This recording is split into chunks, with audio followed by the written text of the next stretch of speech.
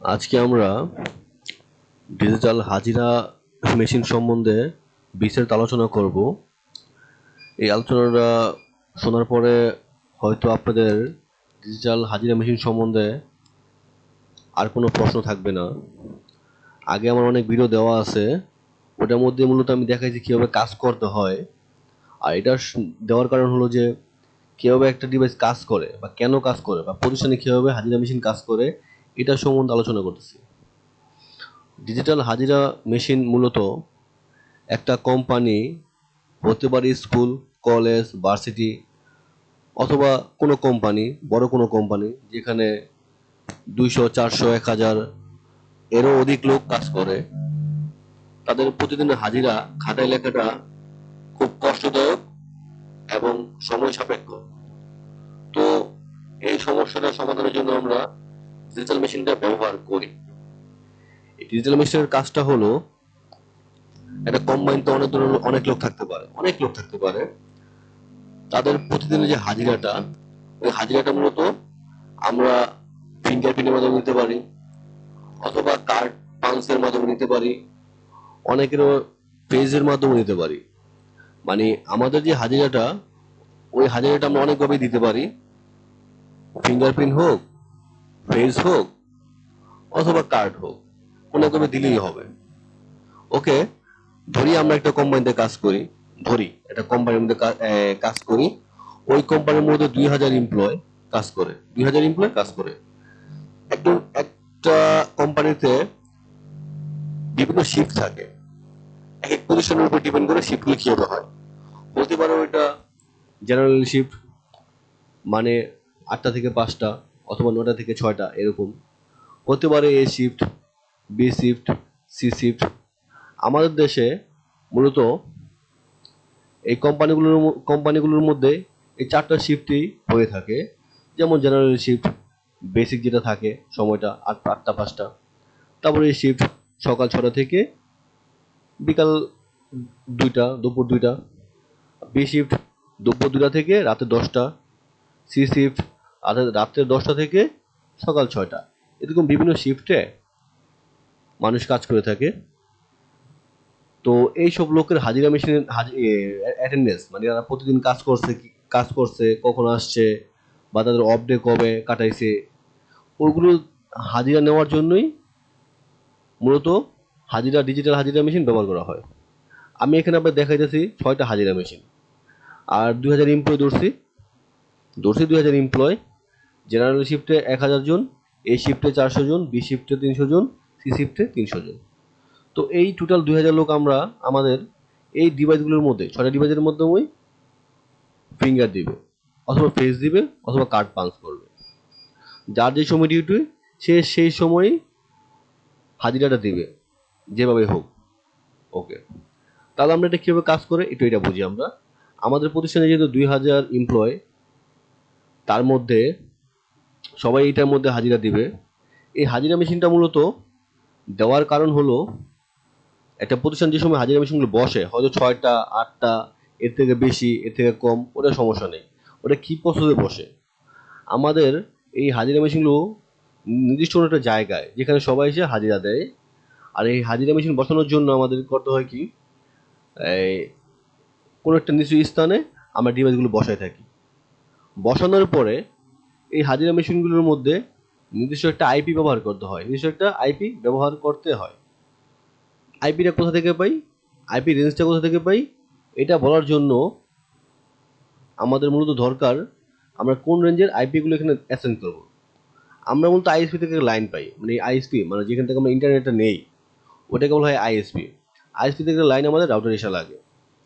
Router থেকে আমরা একটা সুইচে লাইনটা দিতে পারি। সুইচে দেওয়ার কারণটা কি, যেহেতু আমাদের এখানে 6টা ডিভাইস কিন্তু সরাসরি রাউটার লাগানো সম্ভব না। আর আমাদের কিন্তু এই 6টা ডিভাইসেই না, কোম্পানির মধ্যে আর অনেকেরই কম্পিউটার, ল্যাপটপ, ডেস্কটপ থাকতে পারে। যেমন আমাদের এডমিনে 50টা পিসি আছে, প্রোডাকশনে 30টা পিসি আছে, স্টোরে 10টা পিস আছে, এমন অনেকগুলো ডিপার্টমেন্ট থাকতে পারে, সেখানে অনেক ধরনের পিসি থাকতে পারে।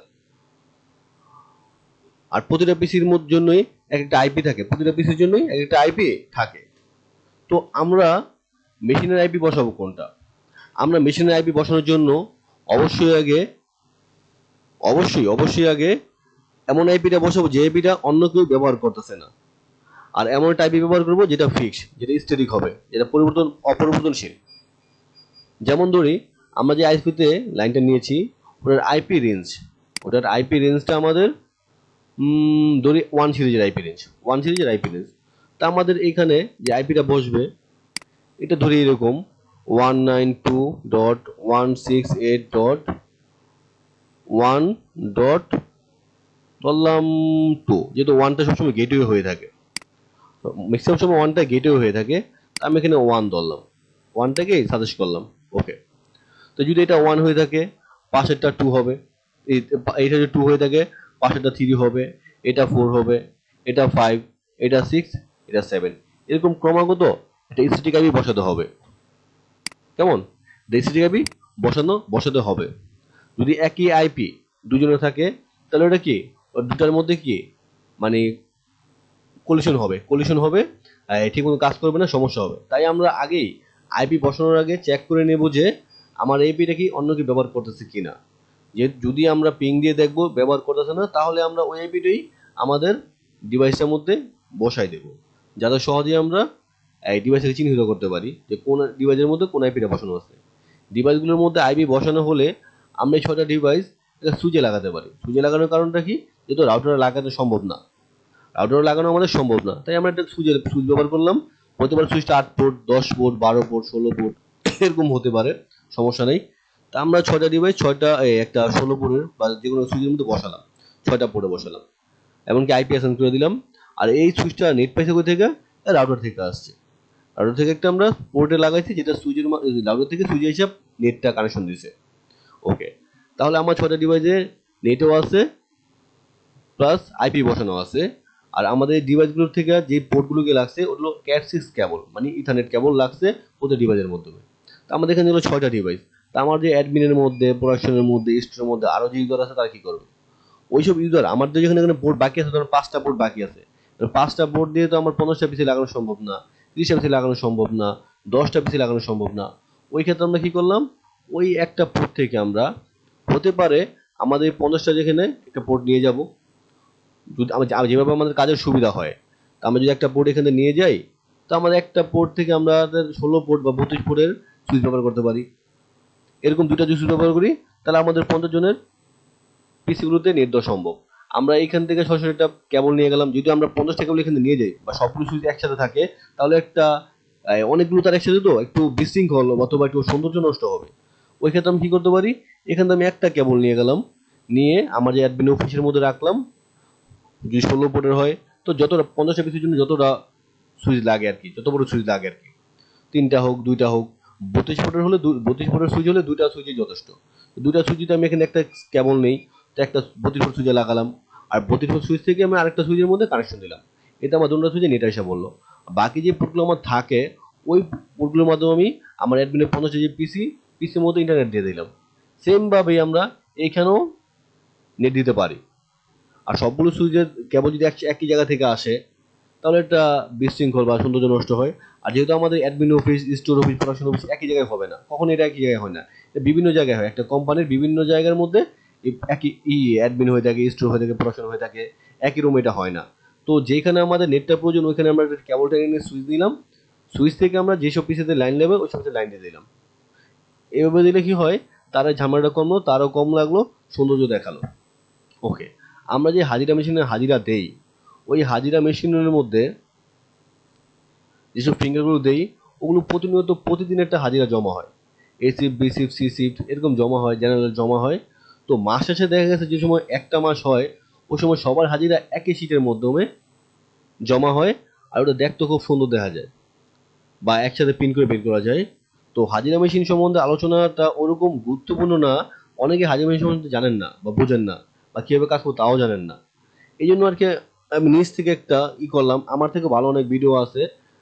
মূলত আমি ভিডিওটা দিচ্ছি আমার নিজের জন্য, যাতে আমি পরবর্তীতে সমস্যা হলে নিজের ভিডিও নিজে দেখা এই ধারণা নিতে পারি।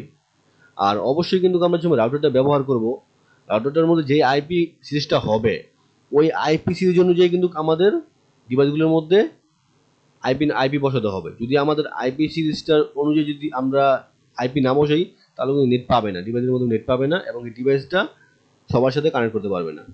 তো যাই হোক, আমাদের যে আইপি ডিভাইসগুলো আছে, এগুলো বসাইছি আমরা, এগুলো সুইচের মাধ্যমে কোনো একটা পিসিতে অথবা একাধিক পিসিতে সব মানে এখানে সবগুলো ডিভাইসে কানেকশন থাকবে। কারণ সবগুলো একটা কি লোকাল ল্যানের মধ্যে সবগুলো পিসি আছে। তা আমরা যে সময় এখানে ফিঙ্গার দেবো, এই ফিঙ্গার দেওয়ার জন্য, এই ফিঙ্গার দিলাম এখানে, এই ফিঙ্গারগুলো দেখার জন্য এই প্রতিটা ডিভাইসের জন্য একটা সফটওয়্যার থাকে। ওই সফটওয়্যারটা আমাদের মূলত কোম্পানি থেকে ডিভাইস কেনার সময় ওই বক্সের মাধ্যমেই পাওয়া যাবে, একটা সিডি ক্যাসেট। ওটা হতে পারে 5.00, হতে পারে অন্য কোনো ভার্সন। তা আমরা যেই পিসিতে, যেই কম্পিউটারের মাধ্যমে দেখবো আমাদের হাজিরা কে দিছে না দিছে, ওই পিসিটার মধ্যে আমরা ওই সফটওয়্যারটা ইনস্টল দেবো, ক্যাসেট ইনস্টল দেবো। তাহলে আর ইনস্টল দেওয়ার পরে ওই যতটা পিসি আমার আছে, এখানে ডিভাইস আছে, ওই পিসিডি গুলো আমরা ওই ডিভাইস সফটওয়্যারের মধ্যে কানেক্ট করবো।